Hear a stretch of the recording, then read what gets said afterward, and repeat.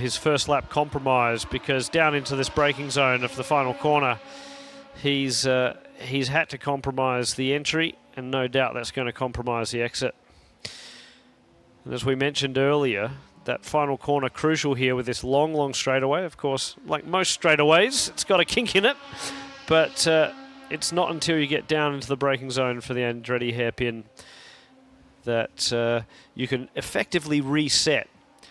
And then it's about starting to build up the speed and really extract a mile an hour out of each of these high-speed right-handers before we go up the hill and climb with the left-handers. Some issues on pit lane. Just trying to pick up which car that is. And that's the EVR car. So that's Evan Slater. Now, he had an engine change just before this session. The team electing to use this, I think, even though technically they're under Parc Fermé conditions. No doubt they've spoken to the officials, explained the situation and said, look, we just need to check this thing out. This is effectively an install lap for Evan Slater. So Slater will be keen to get going again. Tyre pressure change for Louis Schreiber, one of our radical factory technicians checking in with Schreiber. And the SR10 machine with the blinking headlights indicating that it's on the pit lane speed limiter. And John Field with a quick lap early of 1:26.141. Yes, but a lot of time to come. They were doing 22.8s.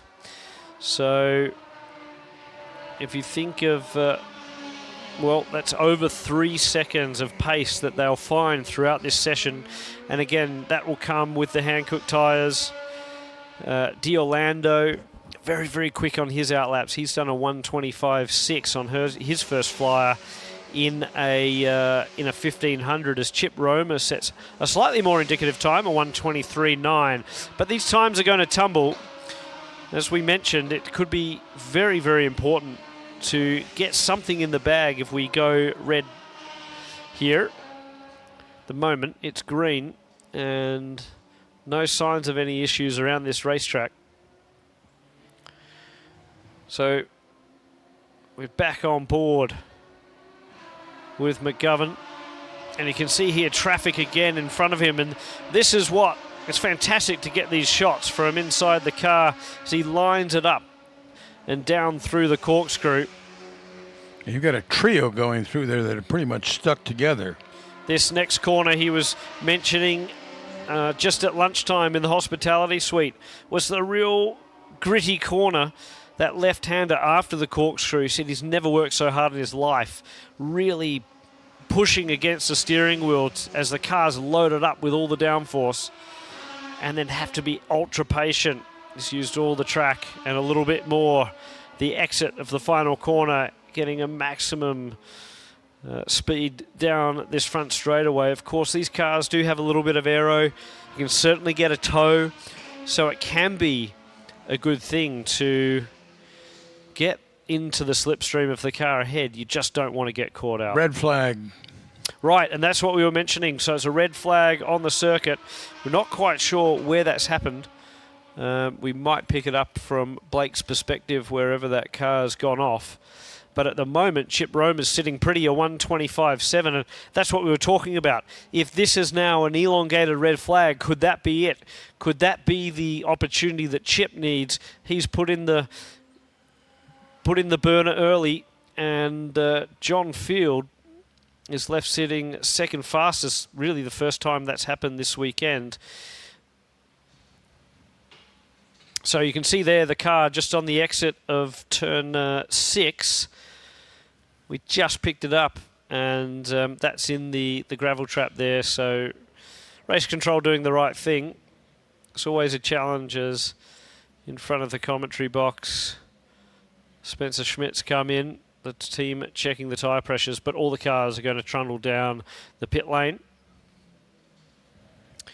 And that nervous wait, of course, for those guys that have put in a fast one, they'll be happy. The likes of Nick D'Orlando, he's quickest in the 1500 class at the moment. And then it's Mike Anzaldi who's fastest in Pro 1340, Mike Ansaldi, has really impressed me this weekend after coming away with a bent chassis at Road America and really just frustrated down in the dumps. He was after that event, and rightly so. I mean, you know, never fun to have the car being towed in on the back of a tow truck. But he's put all of that aside. He's back in a slightly lesser powered class and doing the business here in Pro 1340. No love lost between Mike Ansaldi and Chris McMurray in the number 2 racer.com machine either. And I tell you what, if they line up side by side, be an interesting race. Well, the clock continues to tick even when we are in a red flag situation. So your comments about banking a good quick lap early in the session seem to have been the best strategy to follow, to get that good lap in so you've got a good starting position for tomorrow's race, which will carry forward and give you an opportunity for a quick lap in that race that'll set you up for race 2. Yeah, so I think the trick now will be strategizing what you got to do on this next reset or restart for this session, because see there just in the middle of the screen, Anthony Ward, dealer principal of Radical Northwest, one of the highest selling dealers in the world, and just consulting some of his mechanics, observing here this weekend one of the local rounds for the Californians. Of course, there's 2 this year. And an Aussie in the field, Richard McDougall. Great to see a fellow Aussie on the grid here in California. And McDougall has said he's just loving the weekend. He's thrilled to be a part of this action, the IndyCar weekend, all the atmosphere, the crowd, and all that comes with it. And the green flag flies. And so away, this session will commence again. Now, a number of cars being held, Spencer Schmidt being one of them.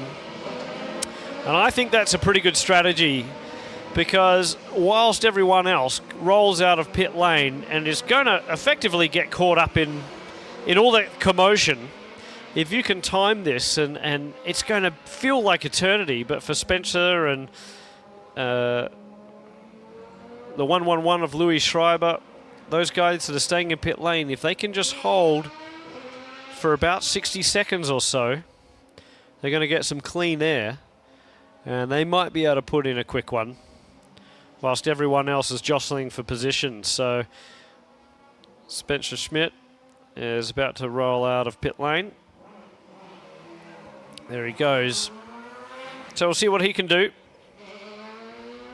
60 seconds is just almost a half a lap around here for these cars. It just feels like eternity too when you've got the helmet on and you're waiting down there in pit lane. You can hear the cars accelerating around the circuit.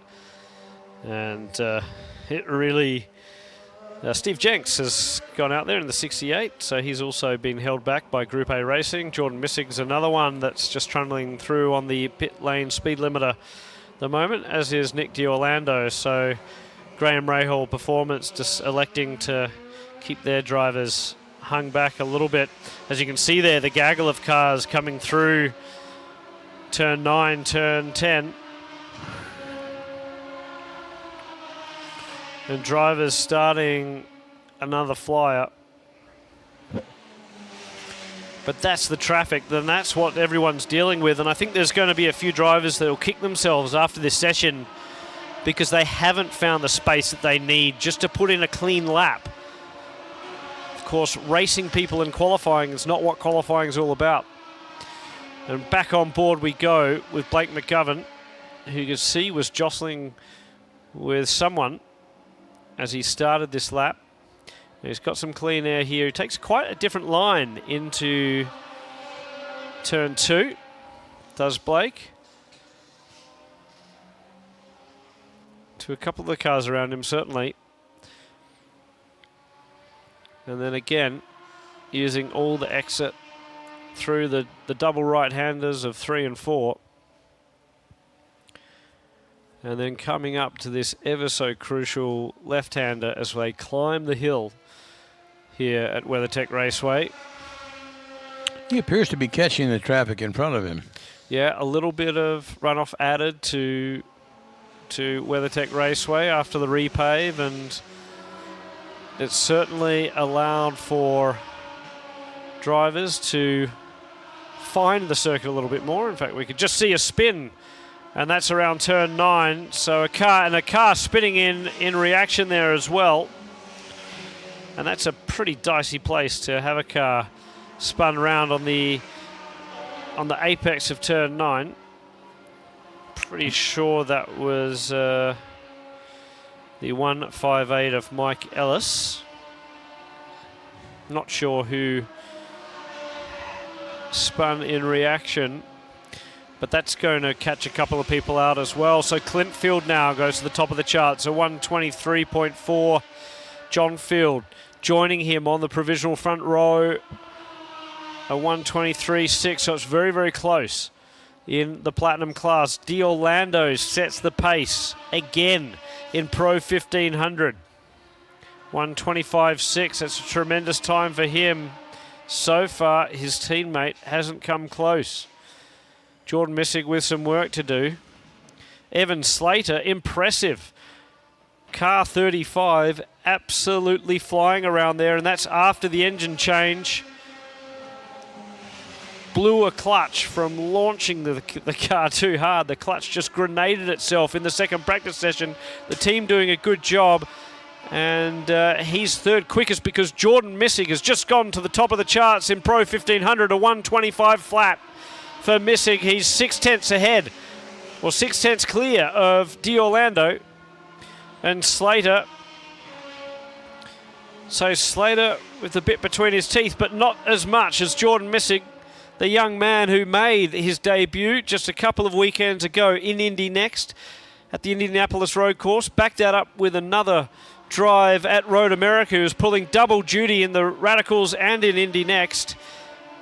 And whilst it was a bit of a scrappy weekend at Road America, he's come back in full force this weekend.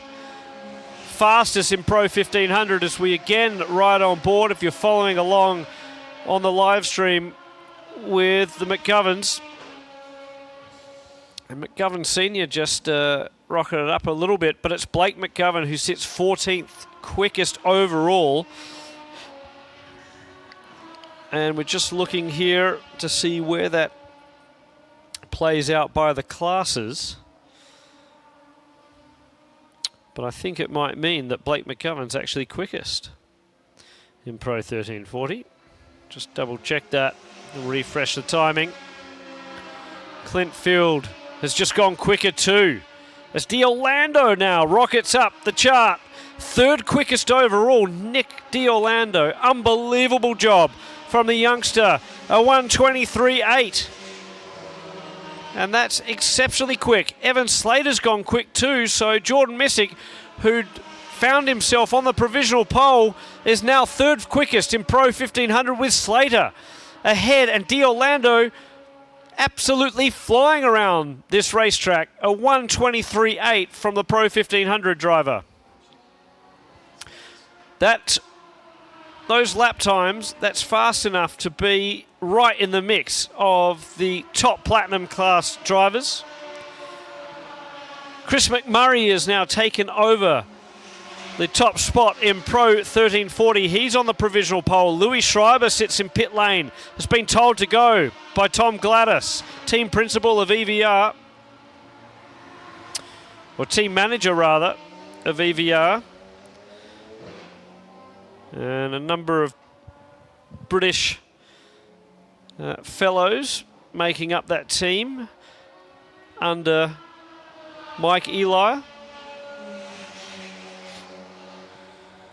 So Chris McMurray, fastest in Pro 1340 from Blake McGovern. Mike Anzaldi, he's been so quick, but at the moment just third quickest in Pro 1340. Keith McGovern is fourth, Ben Blander fifth, Kenny Nail sixth in the Platinum class. Clint Field, fastest of all, a 122.6 now for Clint Field in the 36 machine.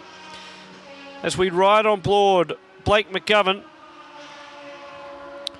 And you can see there that showing on his telemetry a best lap of 1:29.8. I think this is slightly delayed because I think this lap he is going to come across the line and do a 1:28 flat. And so Blake McGovern, with this performance, as you can see how much runoff he used all over the run-able strips, Blake McGovern will pass the post and rocket up to second quickest in Pro 1340.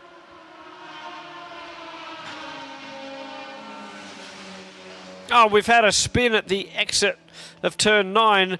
That corner, a number of drivers coming unglued there today.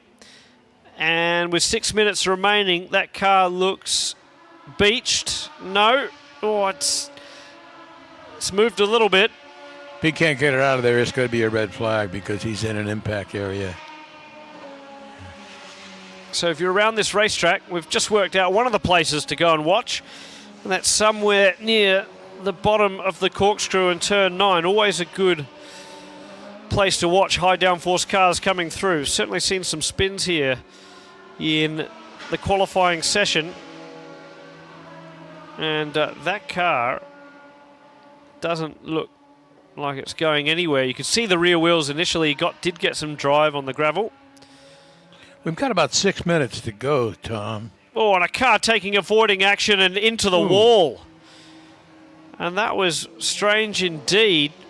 Red flag. Yeah, so the red flag has come out. No surprises there.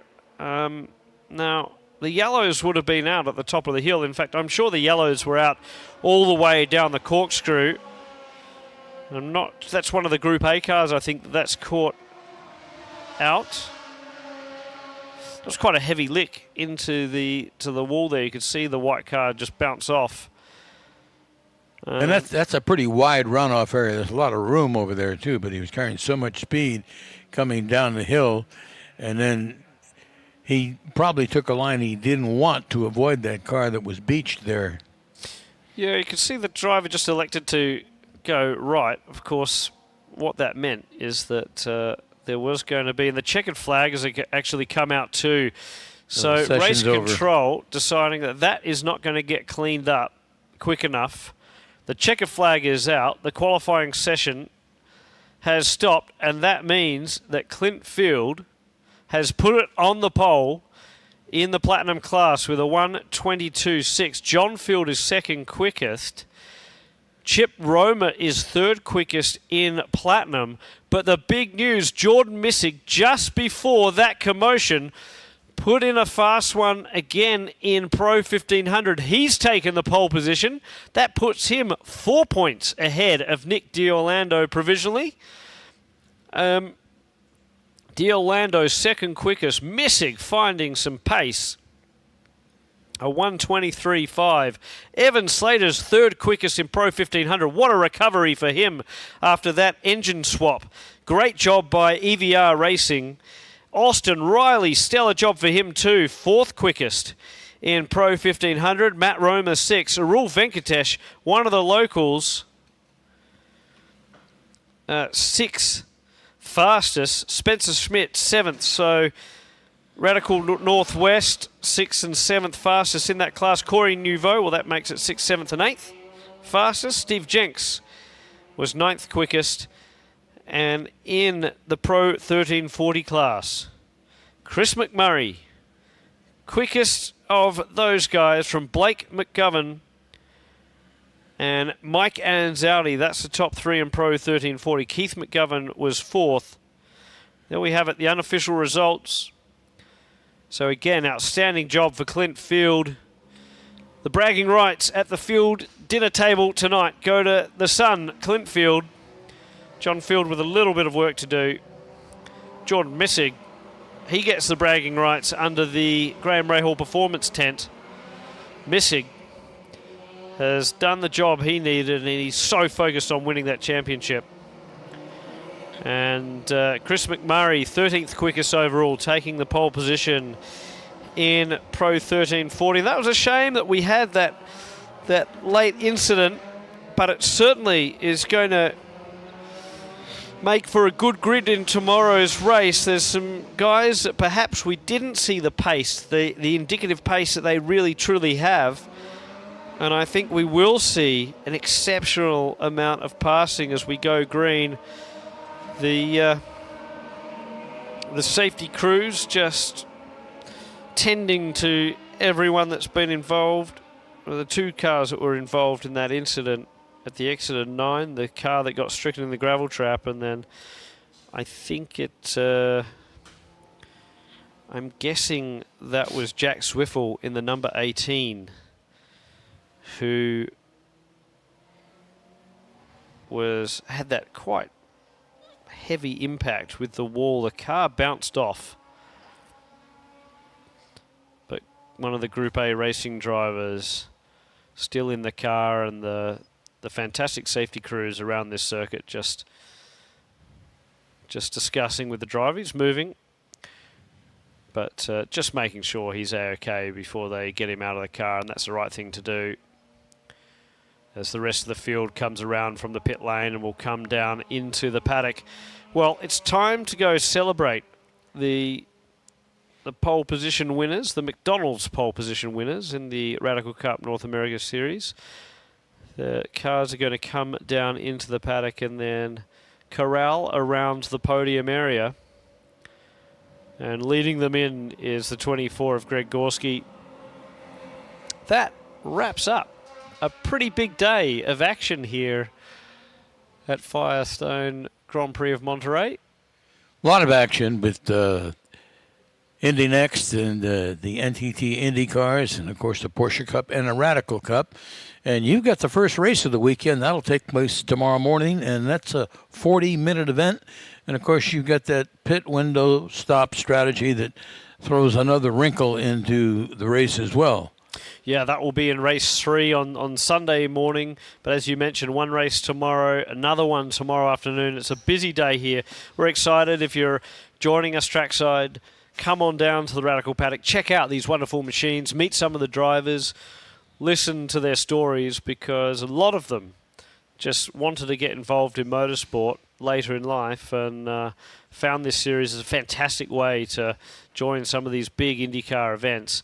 Of course, the series will be off to Toronto, the streets of Toronto, in a few weeks' time, the 4th event with IndyCar this year.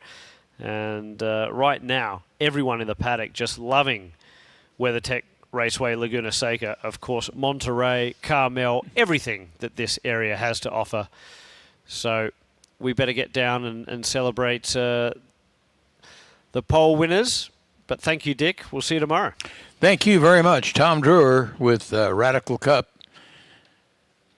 who gave life to that qualifying session, gave us all the ins and outs and what to look for, and a great qualifying session. As